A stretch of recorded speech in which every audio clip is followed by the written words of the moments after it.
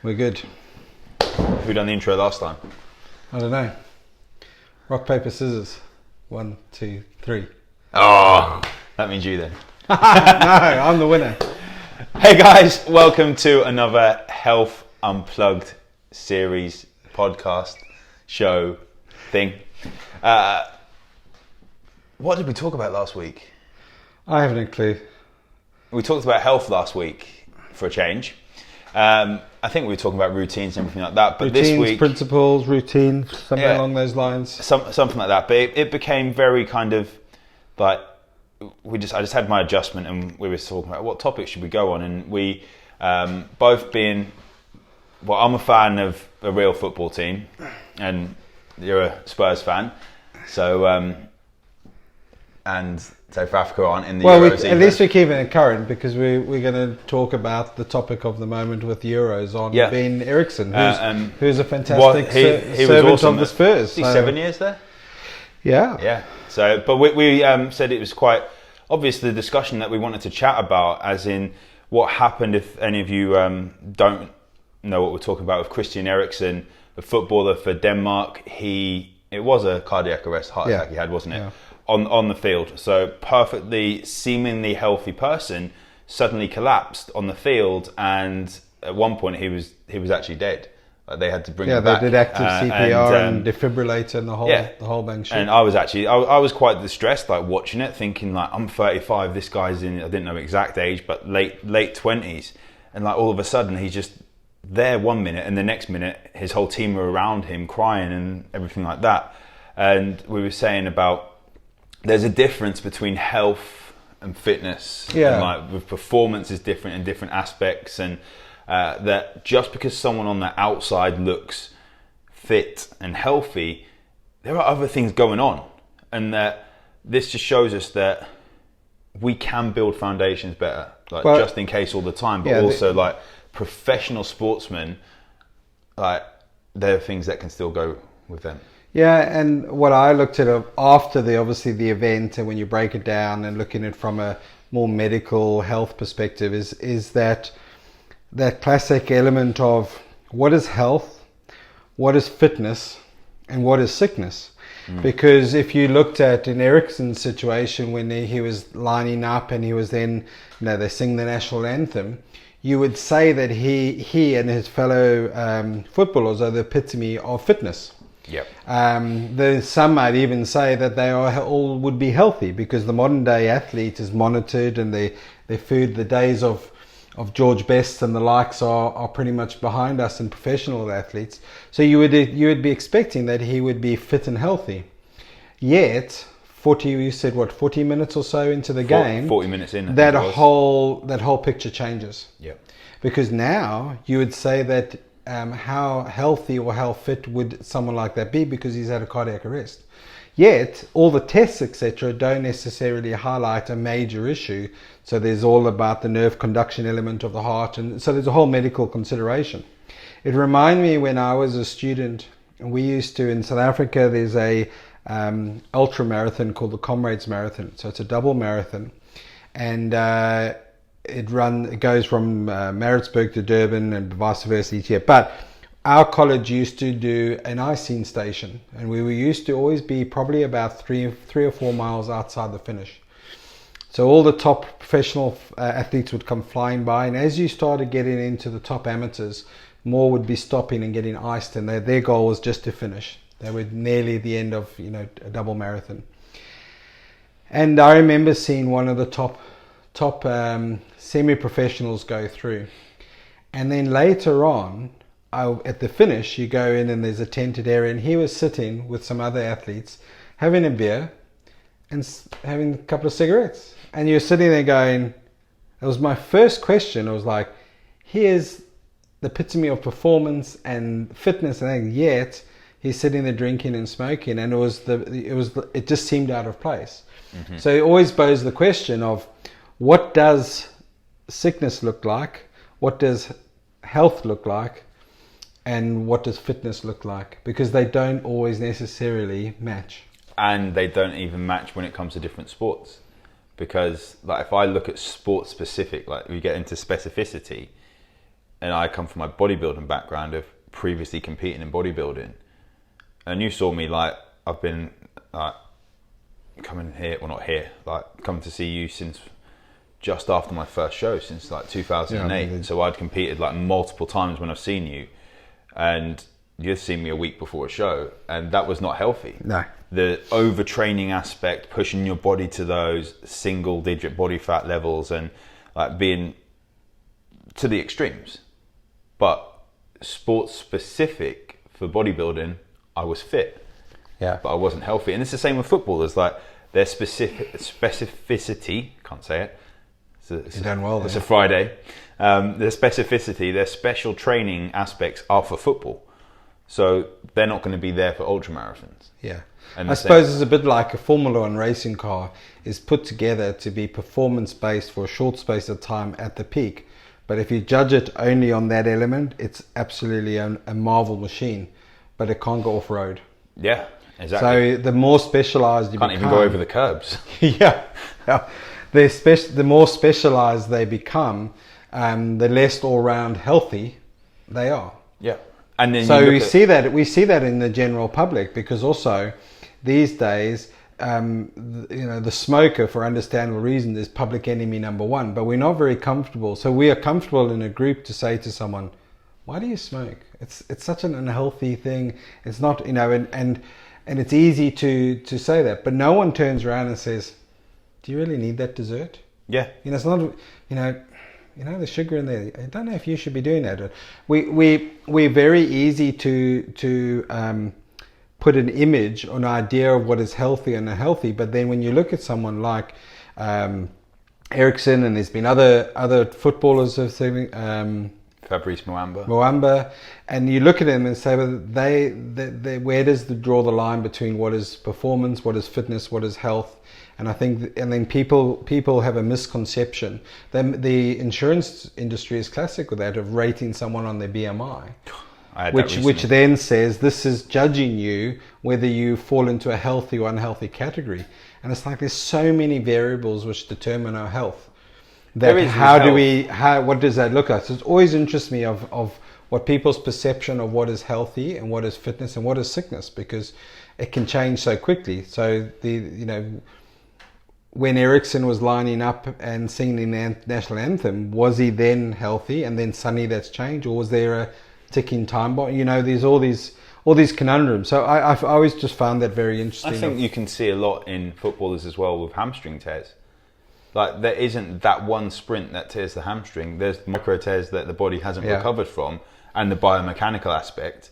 Like it happens a lot, and I would argue there's quite a lot of imbalances between quads and hamstrings when the kicking process and obviously the stabilization process, or breaks and things like that. Usually there's something else going on which has weakened the muscle or weakened the bone, that it isn't that one tackle that just breaks it. It's already a weakened bone beforehand. Yeah. And like it's finding those, like how do we even find those weaknesses before they become unfixable? I think that's the key. Well, you've got to look at the functionality. Yep. You've got to look at then functional testing is all about that. There's other indicators and markers. Grip strength is a very good one for overall health and fitness. Yep. And the other one is pace of walking.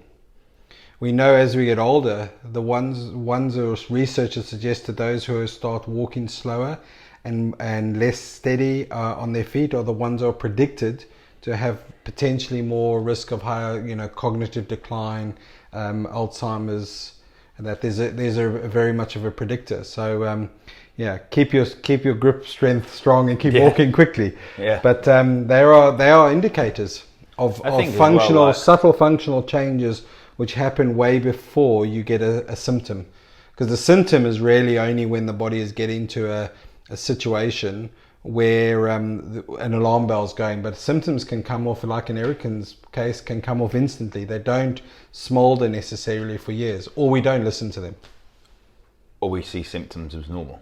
Yeah, or we waking during the night. We just numb them and say, waking during the night is a symptom of overstress, of something else going on. Yeah. Whether that is blood glucose, whether it's something going on with the liver, or whatever it is, but we see it as normal because so many people wake during the night to go to the toilet. I just had too much to drink, or so on.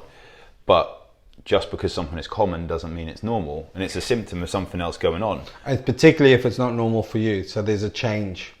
There's actually a topic, I've written a post that I might put out tomorrow or Monday.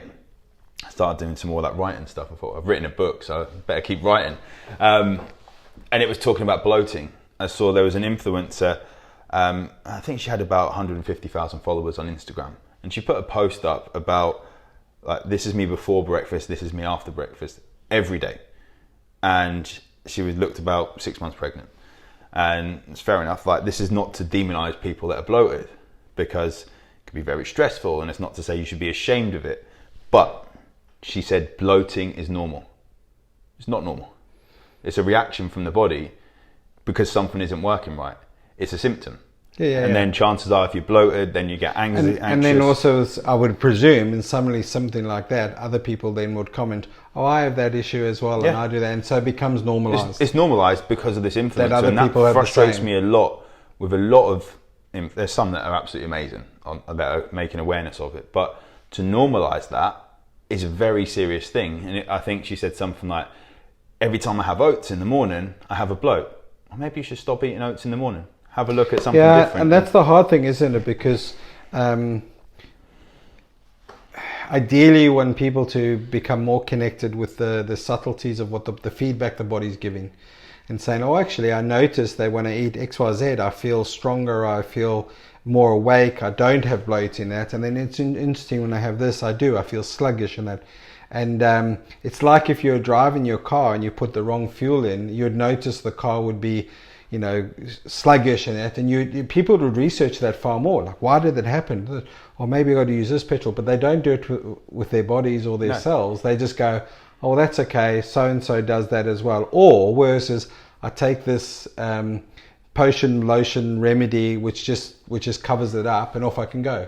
It's kind of I've got eczema, so as long as my skin's erupting, but as long as I put this cream on every day, then it's okay. And it's like, okay, well, that's great that you get the relief from What's causing it? But why you're not really treating the cause, or why is that happening? And it's like, I don't know, it's one of those things.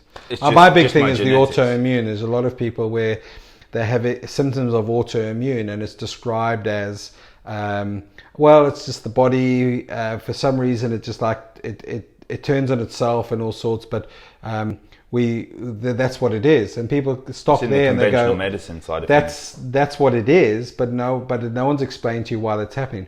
It's one of those things, but I've taken this medication and that's helping. And a lot of the times it's either a steroid medication or it's a immune suppressant. So it's like we're just dumbing down the immune system, and no one's saying, well, hang on, the immune system is designed to protect us. Why would the immune system turn on itself? And when you look at the gut and you understand immunology a little bit, you go, hang on, there's a reason why that's happening. But we don't invest time. People choose a new car, investigate a new car or a new set of golf clubs far more than actually understanding the subtleties of what the body's doing. One of the frustrations that I see with modern medicine, and as like modern medicine is absolutely needed, like the full Western medicine approach where we have an emergency system and stuff. There's times when you break a leg, you want modern medicine. You've got an autoimmune condition and you're taking a medication which numbs those symptoms. It stops us seeing what the body is telling us is going on. Therefore, like on the surface, this is one of the things that this is not going to be what has happened to Eriksen. I don't know any of it, but on the surface, it feels absolutely fine. But there's all this stuff brewing. It's like, when you get the iceberg model, there's all this stuff underneath that is going on that we're not seeing this reaction, which gives us a chance to change. And that then gets worse and worse and worse. And I believe that, like, where there's a little bit of failure in certain systems is that we wait until tissue is damaged so much it's beyond repair, rather than fixing. Like, I believe, like, is it like there's signs of Alzheimer's 10 years before, like we can actually, like, we can pick it up. There's different, and you can look at it, and it's similar to, like, we've spoken about a couple of injuries that I've had, that we have to wait until you physically can't move before they'll operate on it, when it could be, like, obviously that's more of a physical bone degeneration I have, like with my central, or one of my nerve roots, as we've spoken about. But you wait until it's completely screwed before we do something about it. Yeah, but it's not even medicine per se. It's the overall system. healthcare. Yeah. Because you have that same principle being applied these days in so-called alternative therapies and remedies and natural medicine, and that they all still very much chasing symptoms. Those kind of things which suppress and make things more comfortable, in many ways, are needed. But we shouldn't stop there. We say, right, at the moment we need to calm down the crisis, and then we need to go on this journey of understanding why. That's not necessarily going to happen overnight. So I think we miss both sides. We tend to get the relief and get the benefit of, as long as I take an antacid tape every day and then I don't get my heartburn, I'm okay. So that at that time, don't write a food diary. You want to get comfortable and get that that settled. But now go on a journey, because it might actually be that you're not producing enough acid rather than too much, or it might be too much, or it might be your food stuff. And have you considered this? Well, this I don't know. And people are too passive in that they get the relief and they go, well, as long as I keep doing that, then I can function. Yeah. But we could do a whole show on stomach acid. Yeah. But we need actually both systems. We need the crisis care, but we don't want to stay stuck just on the crisis care all the time. It's easy to stay on the crisis care. I describe it as you've got a headache, but you have paracetamol when it's dehydration. Eventually that paracetamol is going to wear off and you still haven't had a drink of water. Now, it's such a severe headache, you're so dehydrated that you just don't want that ringing in your head. So you have that paracetamol, but you just want to drink for 4 hours, the half-life of paracetamol, something like that. Like, I don't know if it's 4 hours. It's around every 4 hours you can take a certain amount. Yeah.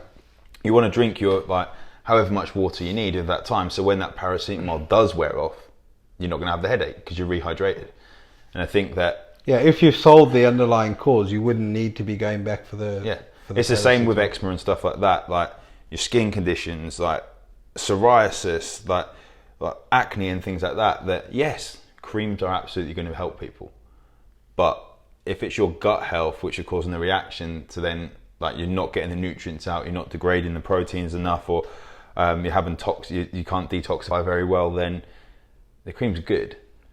But when we stop that cream, it's just going to come back. But that takes us back down to the underlying original training and thought process, because there is a lot of professionals, medical and also non-medical, who don't have that level of understanding and looking at. I mean, I've had family member with SIBO and gut bacterial imbalance, and spoken to gastroenterologists and said, oh, I don't really know much about that. We'll try this medication, that, and see how that goes. It was we'll try this, and they were just really looking at symptoms. I've had that because that's their training. They don't look at that. They're not even looking at that functional element of it. That's not on their radar because it's not their training. So it's not a fault of theirs, because they're not trained to do that. That is how they're taught. But it's a fault in the system. Exactly, and that's the difference. And what's happening more and more, I think, is people are becoming ideally more educated, or they have access to more information, and they need to become more empowered to actually ask, why is this happening? And you work with a professional as for their opinion and their feedback. You're not passive in saying, I'll just do whatever you say, because then you will just get stuck on a one-track pony. And not any one profession or one person has got all the solutions. I think that's I've had a client that has been dealing with Lyme's disease or Lyme disease, and I'm working with one of my mentors with him, and he spent $75,000 on testing last year alone. $75,000, and you're getting different opinions come in and everything like that. And then there was about 80 different supplements. The problem is a lot of those supplements cross-react and suppress his immune system in the wrong way even more, because we're seeing so much information as well. Yeah. So what information is the right information? And then someone commented on Facebook today just have your ketones. Well, that's the other thing, is that we then look for the one thing. Yeah. We look for the one thing. So a lot more than one thing. The classic functional approach of that, I was listening to a podcast the other day with it, and all of them, it doesn't matter whether they're talking along the line of headaches or menstrual cycle or performance or sleep patterns, the vast majority, the starting point is gut. because that is the gut basis of microbiome, everything. build it up, yeah. And if you haven't got control over that, then that's you are very often going to be thrown either a lot of testing or looking at very specifics. Look at the basics first. I think there's 4 things I look at with any client building these foundations, and it's waking and sleeping at the same times consistently, not having your Monday to Friday sleep and then your weekend sleep. So sleep consistently, blood glucose management, looking at your gut microbiome. Yep. And I've forgotten the 4th one. Looking at your gut microbiome, and then just looking at your overall stresses. Are you doing too much exercise? Like getting that movement in, but not overstressing yourself. Well, there we got it. We could add supplements and stuff to it, but so many people want to spend so much on supplements that we build those foundations right. Just had the conversation with Rachel here, is that so many people want to get the best appliances for their kitchen. They want to decorate their living room, get the most comfiest mattress before they're focused on the foundations. Yeah. Which is all good until a storm comes along, but also and then the storm blows it down. You remind me of that. The whole thing is you can't outrun a bad diet, but you can't out-supplement a bad diet. You supplement what you can't get or your body can't physiologically You run yourself process. into bad health though. Hey, yeah, huge. And you can supplement yourself into bad health. Yeah, and I think that's definitely That's because it's so-called natural, and we bought it from a food shop or that. Then I've got lots of patients who are taking lots of different supplements because they read an article and that, and actually what they could be doing is throwing out their whole physiology, and then we do create different immune responses. Like I say, what supplements are you taking and why for each one? Yeah. The amount of times. What is your understanding of this? What is the benefit? Magnesium? Why are you taking vitamin D and C and things like that? And a lot of times, it's just I read this article rather than being able to look deeper into it. And I think I suppose that's where it comes a responsibility for us to put content out as well, which will help people, but also know that content cannot be just a blanket advice for everyone. We have to also be able to give some individual advice. So whilst even on stuff we say here in the podcast that we can't say take this vitamin, take that vitamin, this supplement, that supplement, is that everyone in an individual basis, someone could take vitamin D and it'd be bad for them. Most people won't. That's why for me, my initial consultation or my first 2 appointments are the most important appointments in our center, because they form the platform of what's needed, what's the goal, where we're going, and individually for that person. Yeah, I look at that with the screening process. There's 4 deep questionnaires, and someone said to me why do you need all this information? It's I want the complete picture. There'll be questions I ask through the process and as we go through, but someone said to me today, she signed up, her and her husband signed up actually, it was good. I got a piano teacher out of it, so we've done a bit of a deal, but I wanted a piano teacher. Well, we're going to have unplugged music intro. Give it a couple of months. But I was looking actually last week for a piano teacher, and then someone messaged me about coaching. So I'm like, well, I can charge you this, but I want piano lessons as well. Anyway, she was saying she'd been working with a functional medicine practitioner for about 7 years. And she said, what information do you want me to get? I said, let's get it all. Because I won't necessarily look at everything until this comes up or that comes up. I'll look at it, browse over it and see different symptoms. But if a question comes up in the future of something going, all the information's there. Yeah, and you don't want the complete picture. You don't need to reinvent the wheel, or you might highlight different things. We don't know everything. Exactly. Speaking of not knowing everything, I've got to get back. This is Euro 2020, played in 2021. A year before the 2022 World Cup. This is pre-recorded, so we're going to test our football skills or pundits, because tonight, in not too long, England take on Scotland at Wembley, I think it is. England take on Scott McTominay. And so we're going to finish off with a prediction, future. I'm going to predict the ball to come in, Gaza to flick it over the head and get it in the corner. Someone said about that actually. My gut feel, I think England will be too strong. I think it'll be 2-0. Actually, I think Scotland will score. I think it's going to be 2-1.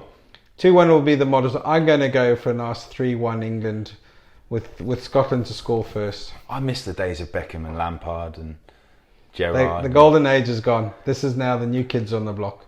Yeah, I've just ordered a Beckham shirt, by the way. Like Are you going to peroxide your hair like? I'm going to pay £400 for a skin cut. Right. So anyway, we'll see if our predictions are right.